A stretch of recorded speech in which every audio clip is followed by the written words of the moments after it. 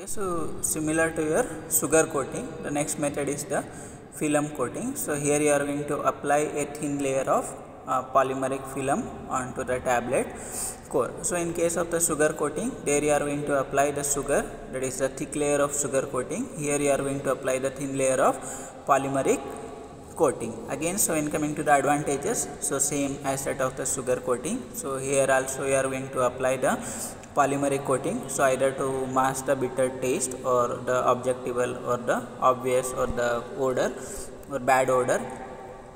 Okay, so apart from that, to prevent the tablet from the physical and the chemical that is the reaction or degradation, either to prevent from the atmosphere or to provide your tablet a good appearance or elegant look, or to prevent the tablet from being undergo destruction in the stomach or the GIT.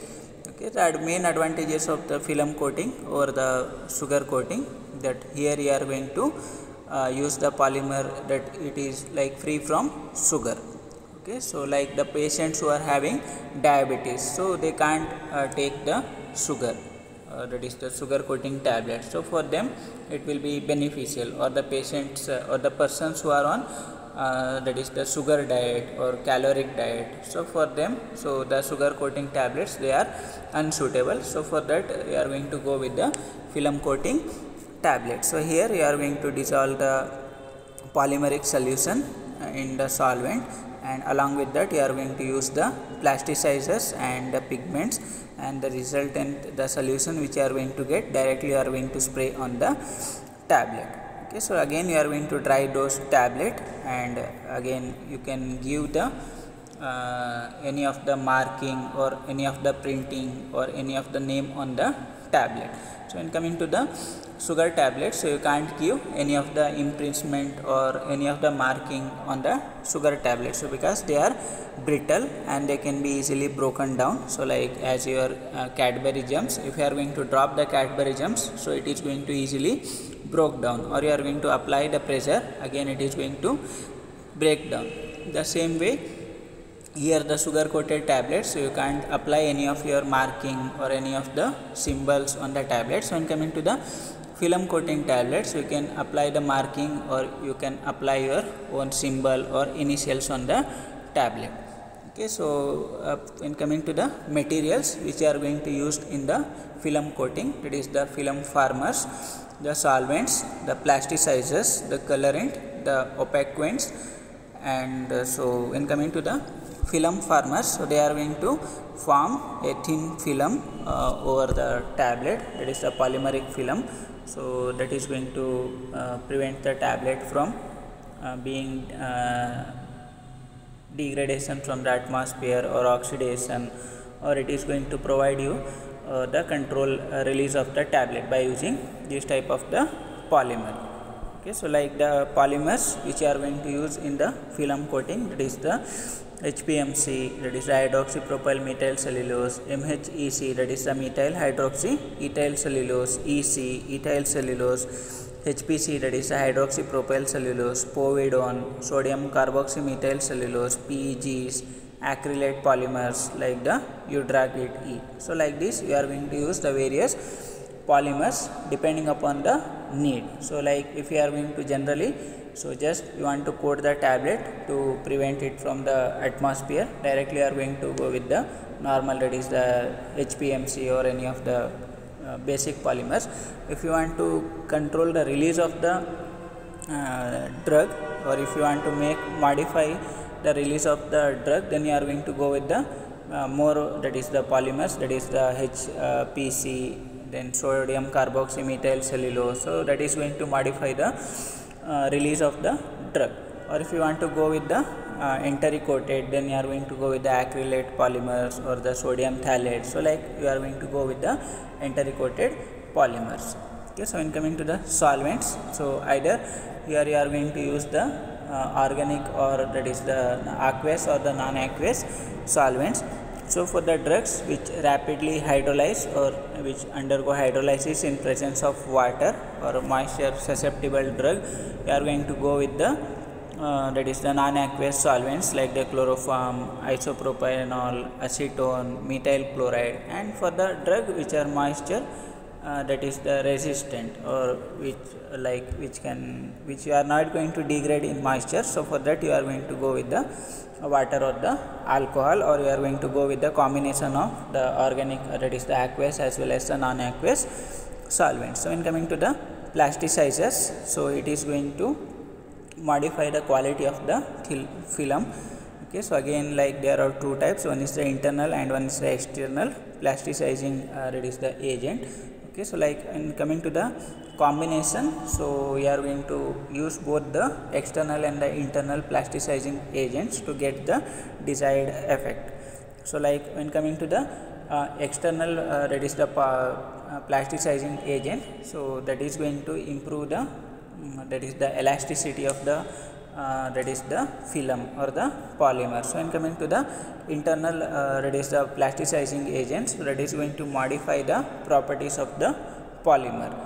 Okay, so with combining both you can get the desired result. So in coming to the concentration, so like you are going to use like 1 to 50% of the weight of the film, so you are going to use the plasticizing agent. So like so how much of the like the film you are going to use, depending on that you are going to use 1 to 50% of the plasticizers. So that is going to improve the elasticity, or that is going to improve the quality of the film. So like the most commonly used plasticizers, so they are the PG, glycerin, castor oil, or that is the PEGs, lower molecular weight polyethylene glycol, and the surfactant. So they are going to use as plasticizers. So in coming to the colorant, so to give the desired color we are going to use the various coloring agent, and all the colorants or the coloring agents, so they should be certified from the FD&C. And so like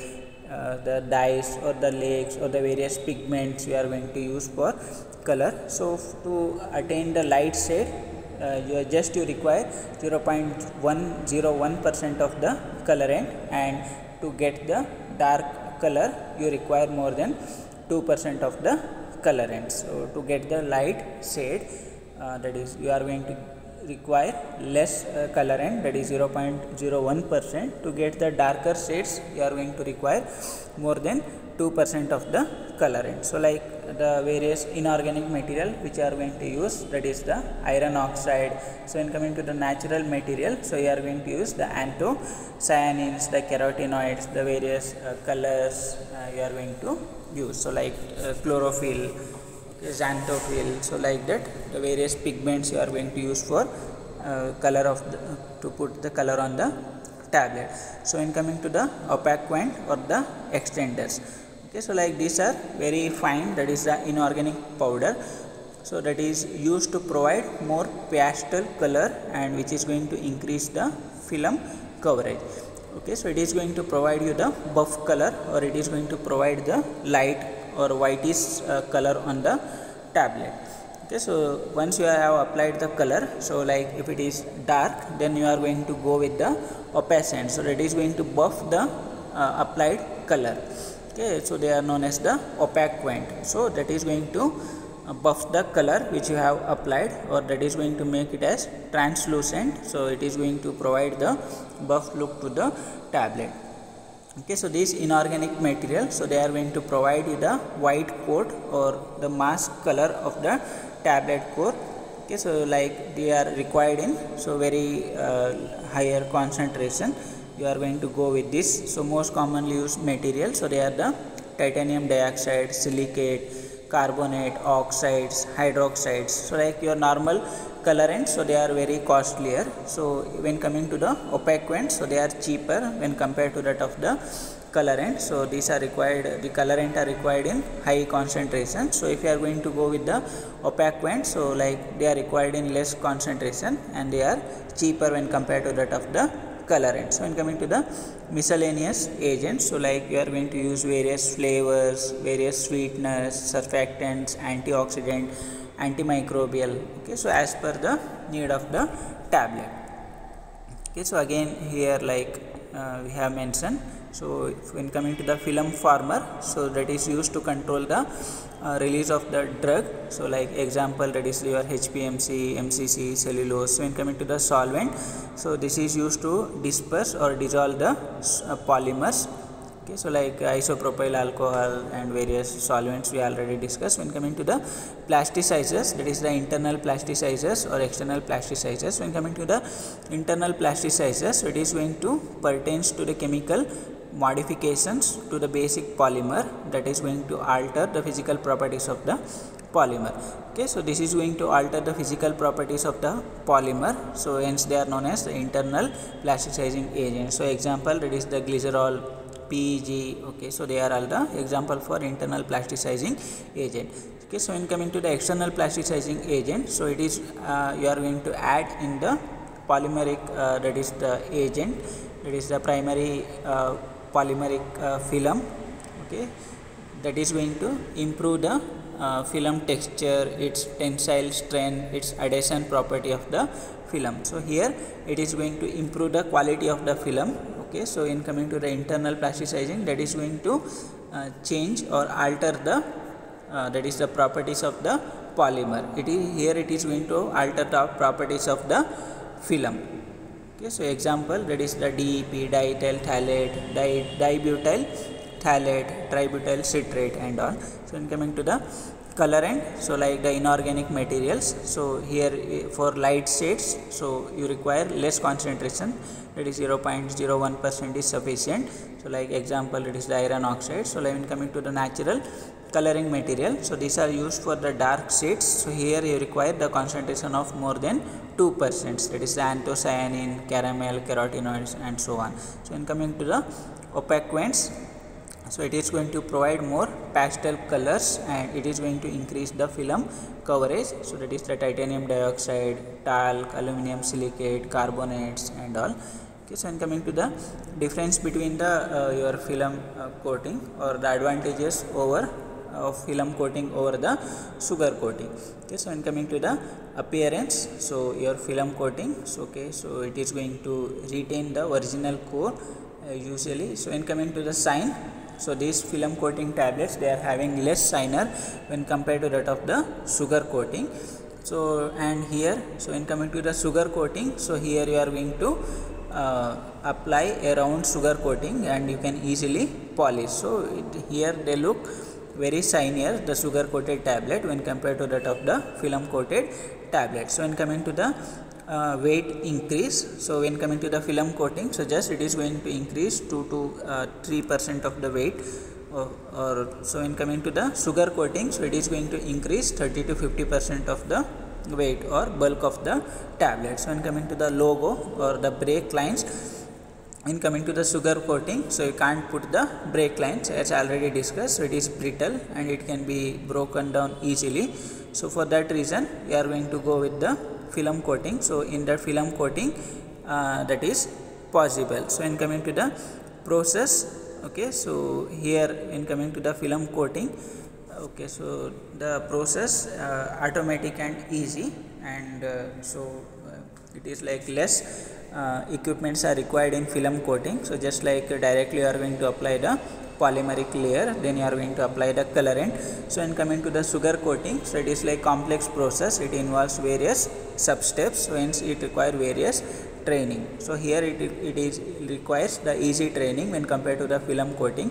When compared to the sugar coating, when coming to the sugar coating, so it requires the complex training process. Okay, so when coming to the adaptability, so like it is high when compared to that of the film coating, and in so sugar coating it is less. When coming to the process stages, so here film coating, as already discussed, directly you are going to apply the polymeric layer in the film coating. So and this is easy stage. When coming to the sugar coating, that is multi-stage process that involves various sub steps. When coming to the so when coming to the functional coating, so in film coating you can modify the release by using various polymers, and so when coming to the sugar coating, so here you can't give any of the control release or you can't modify the control release of the tablet. And coming to the and next is the enteric coating. So in this type of coating you are going to put a coat over the tablet to prevent it from disintegration in the acid environment of the in the stomach. So it is you are going to make the tablet acid resistant so that it is going to directly release in the intestine. Okay, that is the enteric coating. So you are going to use the various polymers that is going to make the tablet acid resistant so that it is not going to disintegrate or break down in the stomach, and directly it is going to be broke down in the intestine. So when coming to the reasons, so either to prevent the degradation of tablet by the acids of the stomach. So either if you want to prevent the degradation, few drugs they are, that is the acid susceptible, so they are going to degrade when coming to in contact with the stomach acids. To prevent the degradation you are going to go with the enteric coated polymer, or to prevent the irritation in the stomach. So few drugs they are going to cause more irritation, so like your aspirin, that is the sodium silicate. So to prevent the irritation, so you are going to go with the enteric coated polymer. Okay, so if the drug is directly intended for the intestine, then you are going to go with the enteric coated, or if you want to control the release of the drug or delayed release of the component, so you are going to go with the enteric coated.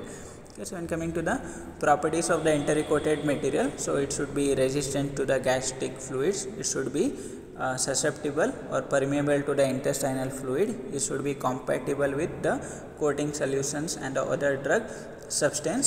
So it is going to form the continuous film, it should not going to form any of the cracked film, it should be non-toxic, it should be cheap, and it should be easy to apply. So in coming to the impregmentant, so you can readily put any of the logos or impregmentant on the polymer. So in coming to the polymers which are used in the enteric coated, so like they are like the cellulose acetate phthalate, so like the CAP, acrylate polymers, HPMC phthalate, so polyvinyl acetate phthalate. So they are the enteric coated polymers which are going to use in the enteric coated. So it is simply like that of your film coating, but here you are going to use the enteric coated polymers. They are going to resist the stomach and they are going to release the drug in the intestine, and it is simple process, that is single step process as that of your film coating. So just you are going to dissolve the polymer in the solvent, and you are going to use the various colorants, and you are going to spray on that of the tablet. So like it is single step process, and it is like simpler process when compared to that of your sugar coating. So in the enteric coating, so you are going to make the tablet so gastric resistant, so that is going to release the drug, or that is going to broke down in the intestine, so you are going to bypass the stomach.